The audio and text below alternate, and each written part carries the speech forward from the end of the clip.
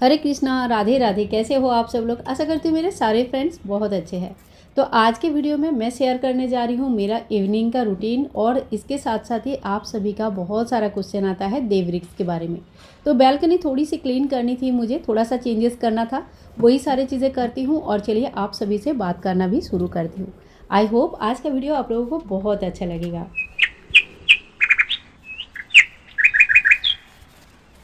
तो सबसे पहला पॉइंट है, घर में थोड़ी सी हरियाली होनी चाहिए। चाहे हम लोग अपने घर पे बड़ा सा घर रॉ हाउस हो, या तो फिर थोड़ा सा हमारा रेंटेड हाउस हो, या हमारा खुद का फ्लैट हो, तो इसमें एक जगह ऐसा ज़रूर होना चाहिए जहाँ पे थोड़ी सी हमारा ग्रीनरी रहेगा। तुलसी मैया होना बहुत आवश्यक है। और अगर आपके घर में लड्डू गोपाल जी, भगवान श्री कृष्ण, भगवान श्री नारायण कोई भी सेवित है, कोई भी स्वरूप में भगवान श्री नारायण जी सेवित है, तो आपके घर में 2-3 या उससे ज़्यादा भी तुलसी रहना चाहिए। अपनी बैल्कनी का ख्याल करना चाहिए। यहाँ पे मैं अपना एक 3 टायर रैक बनाया था, और इसमें ना मुझे मतलब अलग अलग तरीके का फ्लावर से सजाने का बड़ा मन था। और यहाँ पे क्या होता है, ठंडा और गर्म दोनों ही बहुत ज़्यादा होता है, तो इसके वजह से जैसे जैसे मौसम चेंज होता है ना, वैसे वैसे मुझे ये चेंजेस करनी पड़ती है। एक क्वेश्चन आता है कि कैक्टस घर में रखना सही है कि नहीं होता है, और बहुत लोग यही मानते हैं कि कैक्टस को घर में रखना बिल्कुल सही नहीं होता है। तो जी हाँ, बिल्कुल सही है। कैक्टस जो होता है ना, ये घर के बाहर मुख्य दरवाजे से बाहर या छत के ऊपर एक कोने में कभी कभी रखा जाता है। आजकल कैक्टस क्या होता है, लोग थोड़ा सा डेकोरेशन पर्पस भी यूज़ करते हैं, लेकिन घर के अंदर यानी कि इंडोर प्लांट्स में कैक्टस का यूज़ करना बिल्कुल सही नहीं है। तो कैक्टस को जितना हो सके अवॉइड करें, और अगर आपको लगाना बहुत अच्छा लगता है, एक दो लगा सकते हैं, लेकिन वो ऐसी जगह पे होना चाहिए जहाँ पे धूप बहुत तेज़ आता है, घर के बाहर है, और आते जाते लोगों को वहाँ पे मतलब टच ना हो। ठीक है ना? तो ऐसी जगह पे लगा सकते हैं। नेक्स्ट क्वेश्चन एक आता है कि 5 देव वृक्ष आपने कौन सा लगा के रखे हो, अक्सर आप इन पे पूजा करते हो, तो वो कौन से हैं? तो देखिए, लगभग हर वीडियो में ही मैं अपने देव वृक्ष का पूजा करती हूँ, आप लोगों को दिखाई देता है। आज बता देती हूँ कौन सा देव वृक्ष मैंने लगा के रखा है। सबसे पहले तो देखिए, सबसे एक समी का वृक्ष है, और ये सारे देव वृक्ष काफ़ी साल हो चुका है, तो मतलब पौधा के रूप में ही है, लेकिन हो गया है काफ़ी साल, तो इनकी ही पूजा मैं करती हूँ। हमेशा घर से बाहर जाना पॉसिबल नहीं हो पाता है, और सबके सामने बैठ के पूजा करना मुझे भी थोड़ा सा अजीब सा लगता है। तो सबसे पहले मेरे पास है समी के वृक्ष, इसके बाद है बेल वृक्ष, आंवला, बट और केला। ये 5 वृक्ष मेरे पास है, और तुलसी मैया तो होता ही है। और देखिए कितना सुंदर लगता है, जब बैल्कनी से मैं यहाँ पे देखती हूँ ना, सूरज मतलब ढलते हुए बहुत ही ज़्यादा सुंदर लगता है। पूरे देहरादून यहाँ से दिखते हैं। तो आप सभी को बताया मेरे पास कौन सा 5 देववृक्ष है, और इसके अलावा तुलसी है। तुलसी जी की मतलब जो ख्याल ना बहुत ज़्यादा मात्रा में रखना पड़ता है। मेरा कुछ तुलसी रह गया है, कुछ तुलसी नहीं रहा है, तो कुछ कुछ पॉट खाली हुआ है, जिसमें मैं नया तुलसी लगा दूंगी। आपके यहाँ पे भी अगर तुलसी ख़राब हो गई है, सूख गई है, या ठंडे से या गर्मी से ख़राब हो रही है, तो आप सूखा तुलसी में पानी मत चढ़ाइएगा। एक क्वेश्चन आया था, तुलसी जी सूख गई है तो क्या पानी चढ़ा सकते हैं? तो देखिए, जो चीज़ सूख गया है उसके लकड़ी का आप हवन कर सकते हैं, या उससे आप दिया जला सकते हैं, हरी चंदन बना सकते हैं, लेकिन उसमें पानी डाल के कोई मतलब नहीं है।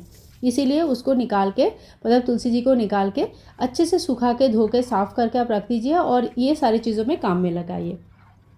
साथ ही में उस जगह जो खाली हुआ है उसमें नया तुलसी लेके आइए। तुलसी नया किसी भी दिन लगा सकते हैं, कोई भी शुभ दिन में लगा सकते हैं, गुरुवार के दिन भी बहुत शुभ रहता है। ठीक है? तो इस तरह से तुलसी जी की आपको केयर करना चाहिए। तुलसी जी बहुत ही मतलब गर्मी में भी मुरझा जाते हैं, ज़्यादा बारिश में भी ख़राब हो जाते हैं, और ठंडी में भी ख़राब हो जाती है। तो इस मतलब बहुत ही छोटे बच्चों की तरह तुलसी जी की ख्याल रखना पड़ता है। टाइम टाइम पे पेड़ पौधों को पानी देना ये भी बहुत ज़रूरी काम है, तो शाम को मुझे ये काम बहुत पसंद है। और इसके बाद मैं जो करती हूँ क्लीनिंग, और अपने घर को ऑर्गेनाइज करती हूँ, और साथ ही में घर को जितना हो सके मैं व्यवस्थित करने की कोशिश करती हूँ। ये जो रूम है ये बच्चों का रूम है, और इसमें ज़्यादा से ज़्यादा समय वो बिताते हैं। चाहे मारामारी करना है, चाहे पढ़ाई करनी है, चाहे कुछ भी करना है, ज़्यादा से ज़्यादा टाइम इसमें बैठते हैं। और सूरज मतलब यहाँ पे सूरज की रोशनी जो है ना, बहुत ज़्यादा परफेक्टली आते हैं। इससे घर हमेशा गर्म भी रहता है। तो गर्मी में थोड़ा दिक्कत तो है, लेकिन ठंडी में बहुत आराम है इसमें, हवा भी खूब चलती है। तो यहाँ पे थोड़ा सा इन लोगों ने रेस्ट किया था स्कूल से आने के बाद, तो थोड़ा सा बाकी चीज़ें ठीक कर लूँगी।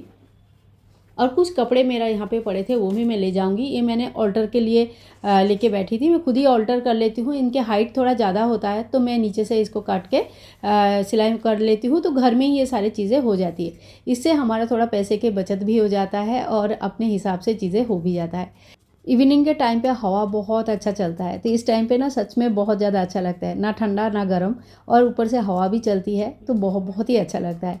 दूसरे साइड में एक बालकनी और है, ये दूसरे रूम के साथ अटैच्ड है। ये बालकनी आप लोगों को बहुत ही रेयरली शायद देखने के लिए मिलता है, बिकॉज़ इस साइड आके मैं ज़्यादा वीडियो शूट नहीं करती हूँ।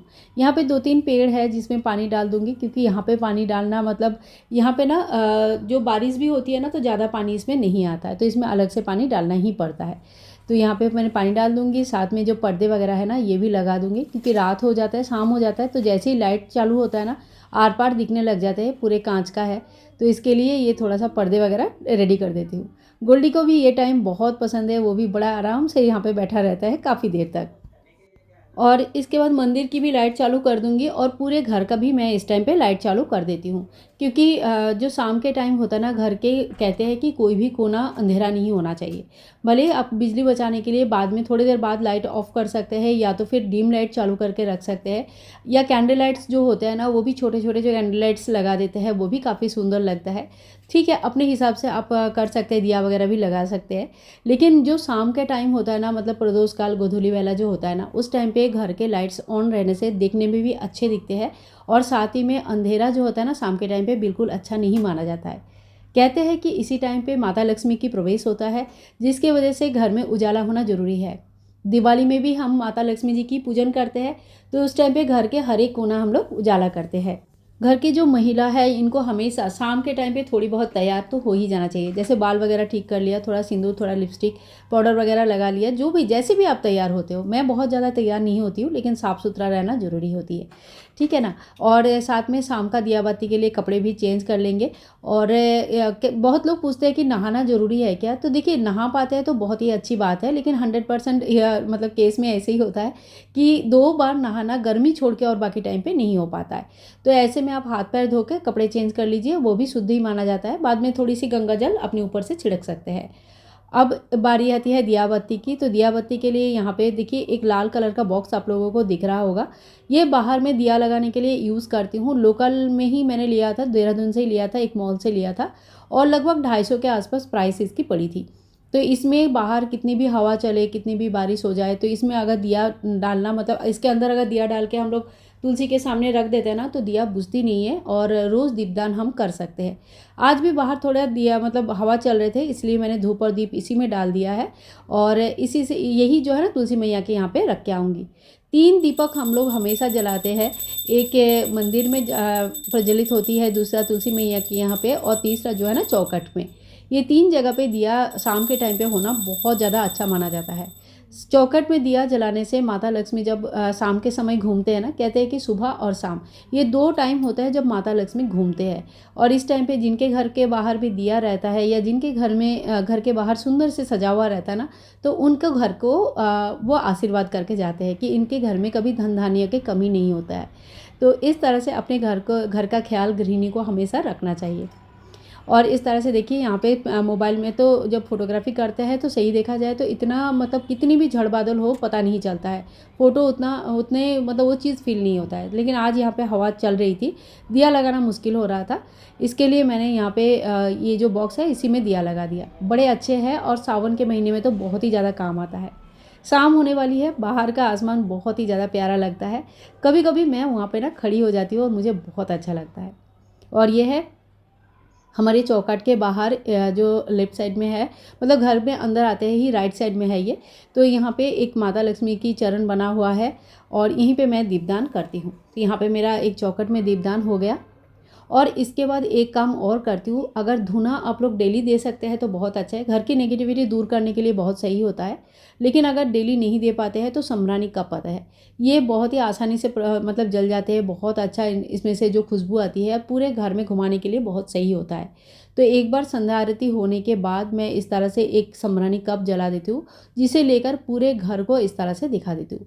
मच्छर वगैरह कम तो होता ही है, इसके साथ साथ घर में एक पॉजिटिविटी रहता है। इनके जो खुशबू होता है ना, ये खुशबू से घर में जो नेगेटिव एनर्जी है वो रह नहीं पाते हैं, वो चले जाते हैं। मतलब सच में आपको एक फ़ील होगा कि अच्छा लग रहा है। तो ये थी मेरी शाम का दिनचर्या जो मैंने आज आप लोगों के साथ शेयर किया है। और इस कप के बारे में आप लोग पूछते हो, ये ब्रश का तैयार है, मैंने ऑनलाइन लिया था। आप चाहे तो लिंक के लिए मैं लिंक दे दूँगी अगर आपको चाहिए होगा तो। अंदर से ये बहुत ज़्यादा क्लीन नहीं होता है क्योंकि ऑयल रहता है। क्लीन तो हो जाता है लेकिन एकदम 100% नया जैसा नहीं होता है। इसके बाद ठाकुर जी को लगाऊंगी दूध का भोग और हम लोग रखेंगे अपने लिए चाय। तो फ्रेंड्स, इसी तरह से मेरा शाम का जो रूटीन है वो चलता है रेगुलर बेसिस पे। और बहुत ही सरल सादा सीधा रूटीन है जो कि मैं रेगुलरली फॉलो करती हूँ और मुझे बहुत अच्छा लगता है इस तरह का रूटीन फॉलो करना। आज के लिए इतना ही। Bye bye and take care.